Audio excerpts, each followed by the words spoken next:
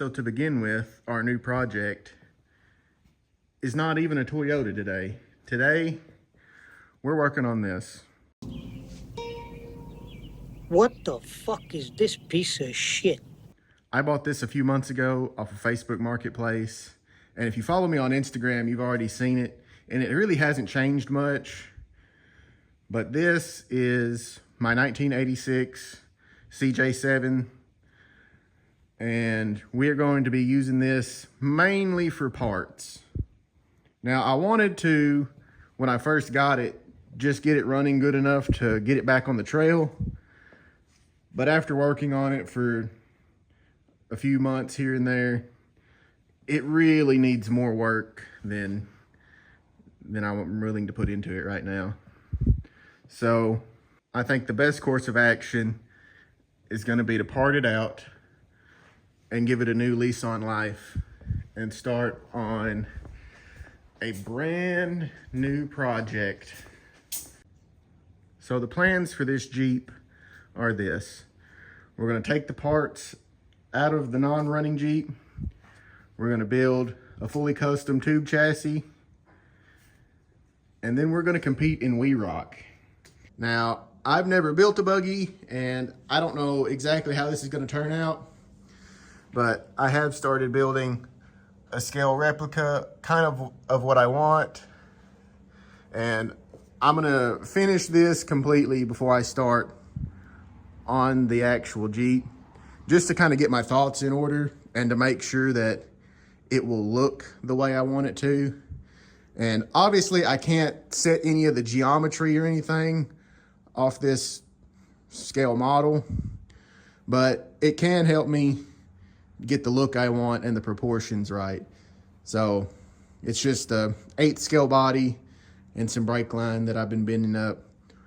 And I think it's really gonna help me keep organized when I build this.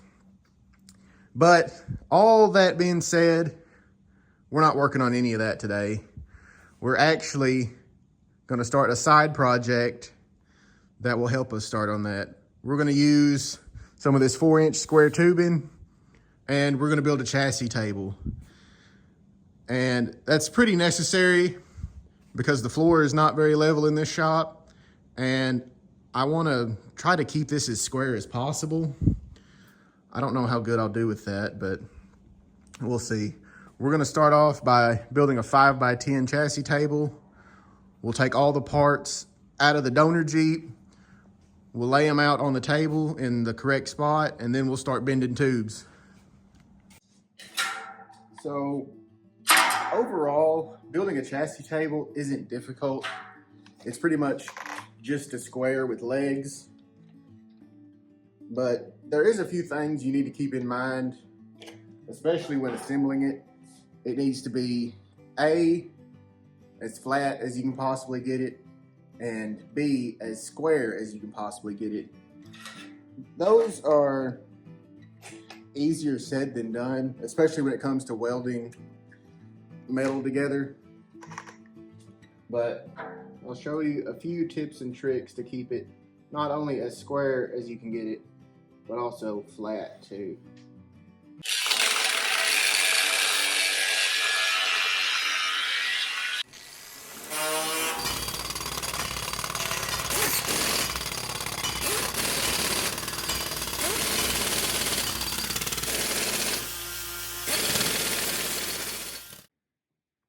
Now that I have all my pieces cut and laid out on the floor, I'm gonna go ahead and make sure each end of my stringers are square.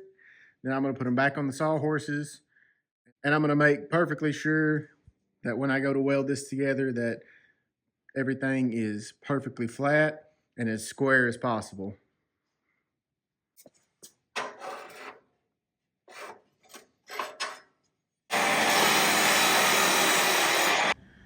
So this is how we're gonna weld this up to make sure that we stay perfectly flat.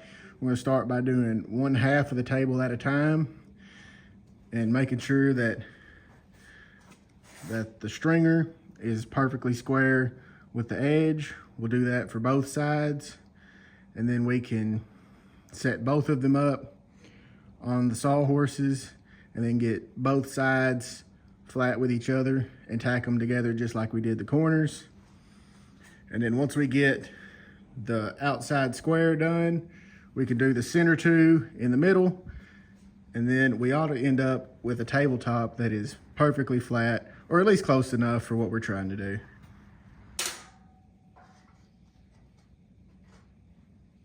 I can live with that, I believe.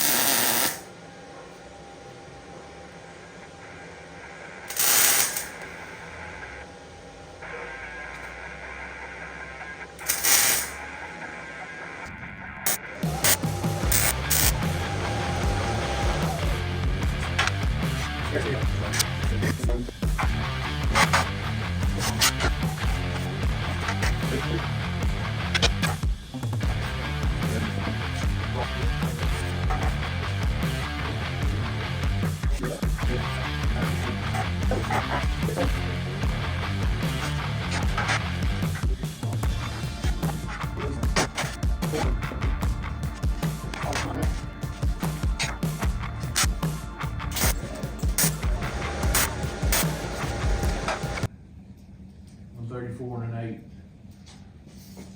It's more accurate there when it says going off the center.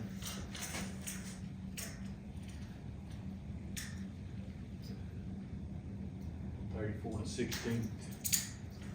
We can live with that for what we're doing. That's way more square than anything else in my shop.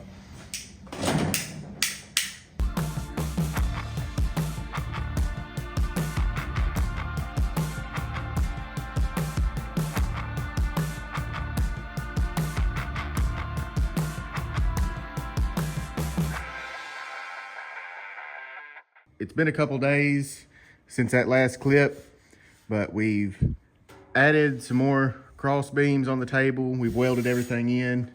We finally got the rest of our parts to put the legs on. We got just some cheap little roller leveling feet so that we can move this around easy. So the project for today is going to be finishing the table by putting legs on. We've got some base plates that we're going to mount to the end of the leg like that. And then these will get welded right onto the plate. And to help us do that, we're going to be using a tool that I bought a few weeks ago.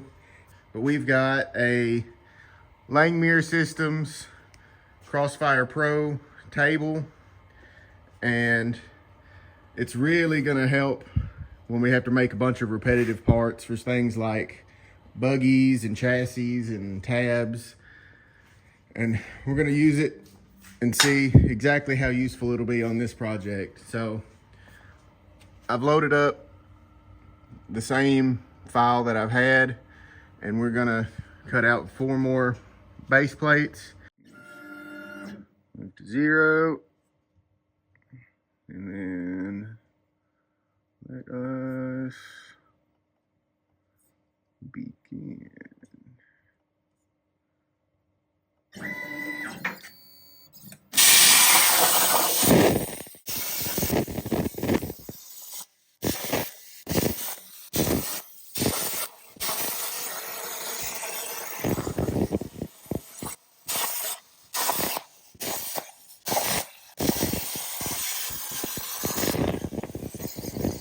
So here are our parts right off the table.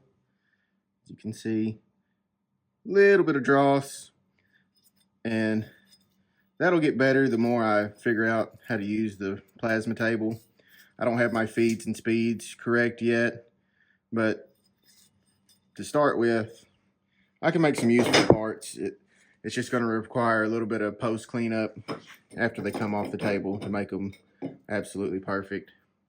But now that we have all of our base plates, we'll go ahead and get some legs cut, and then we'll weld the legs on to our table.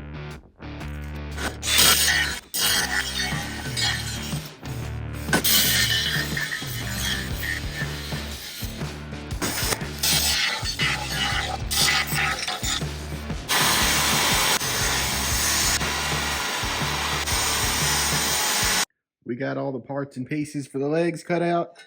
We got them ground down and they're ready to weld. So we'll tack all these up and then they'll be ready to go on the table. So making good progress.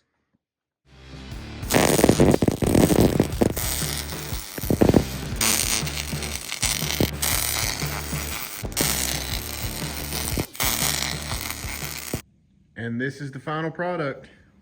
We got our legs and our feet mounted. We made some gussets for the corners of each leg. They're welded at every corner. Now we still have the top to fill in with sections of fixture table. There'll be a flat top with holes on 2-inch centers. We're gonna do that in each open space and we'll be left with a flat table that we can work off of. But we'll do that some other time. The next time you see this, we'll be taking the Jeep apart, getting our axles mounted on the table, and then we're gonna start building a buggy. But all of that will happen in the next episode. So stay tuned and thanks for watching.